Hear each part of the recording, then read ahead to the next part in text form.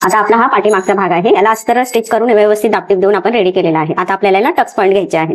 त्यासाठी शोल्डरचा मध्य पॉईंट करायचा टक्स पॉईंट घेण्यासाठी, आणि मग कमरेच्या बाजूने आपल्याला 4 इंच मापावरती टक्स पॉईंट टाकायचे आहेत. इथून आपल्याला 4 इंच असं मोजून हा टक्स पॉईंट घ्यायचा आहे, आणि तिरका आपल्याला अर्धा इंच सोडून अशी शिलाई घ्यायची आहे. शोल्डरचा मध्य पॉईंट घेऊनच करायचा, तरच तो व्यवस्थित मध्यभागी येतो.